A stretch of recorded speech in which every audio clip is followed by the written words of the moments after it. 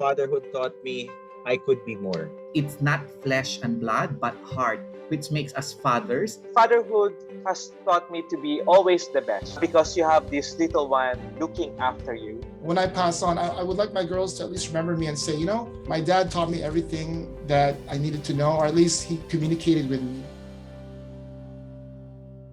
It is the month of June, and whether you celebrate Father's Day or not, this fact remains, we would not be here today if not for our fathers. Lahat tayo may mga tatay, diba? And that's why today is about honoring them, but also at the same time, talking about modern day fatherhood. What are the top 3 things that men struggle with when they become fathers? Modeling to their children how to talk about emotions, I think, is a really critical challenge. The second challenge, I think, is the ability to communicate. And the third thing, I think, is just having enough time, right? As parents, especially working parents. Are these the ones that you struggle with, or do you have other issues that you struggle with? The biggest issue for me is my worry that am I going to be the best role model to my children? The major change when we had him, in my perspective, is I'm always conscious of my behaviors and my decisions. Setup kasi namin is different, right?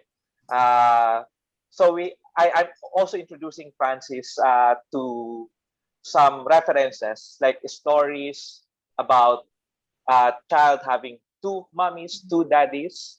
So just to make him realize that our family setup is as normal as with other family setups. So my dad never he was a functioning dad. He kind of just, he did his thing, but he never really talked to me about his emotions, etc.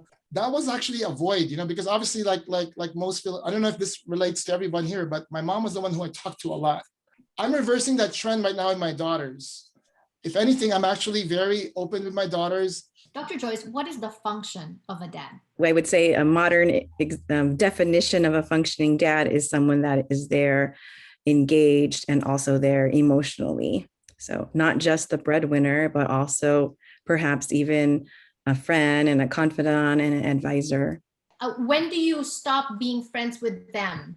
And when do you start being a parent to them? At times, Francis would know that he has the limit.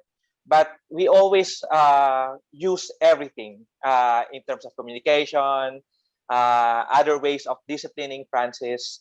I think yung responsibility, establishing responsibility on his part is very important, making him realize about his actions. Limits are loving, because when children feel like there are boundaries, there are rules, there's a routine, then they feel more secure. What has fatherhood taught you about yourself?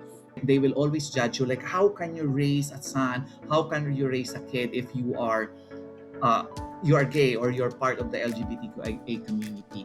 That actually drives me to prove everyone wrong, because parenthood and fatherhood, for that matter, in my perspective, knows no gender, and that it's actually hard love that actually will make you a good parent. In my humble opinion, that my father, in a sense, did a little of, but I'm kind of expanding that now. So in a sense, I'm continuing my dad's legacy also of being one step better, right? So that's what we're called to be anyway, as children of God, as family. So one important thing that I realized that this recent brush with COVID was that life is really precious, and if you have a family, focus on the more important things in life. Fatherhood, motherhood, parenthood, it's not it is a journey, diba? It never ends, and that's a good thing about it. So even if we make mistakes in the early few years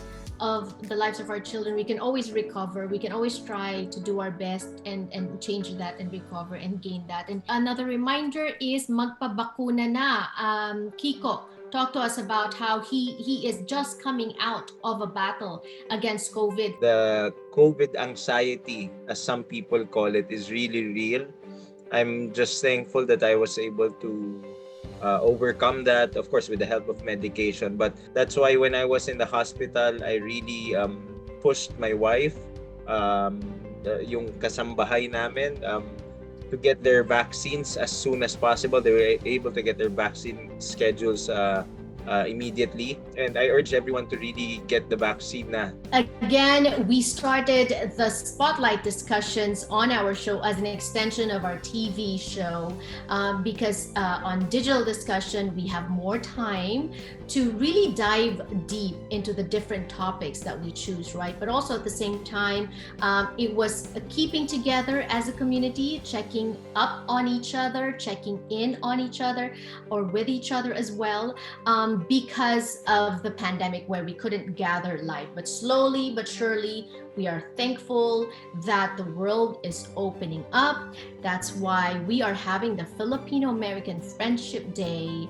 on July 11th. That's a Sunday in the city of Carson. And that's why we also thank all our scientists who came up with these vaccinations to make sure that we can keep ourselves as well as our friends and loved ones safe from COVID. And that's why if and when you do get an opportunity to get vaccinated, please do so.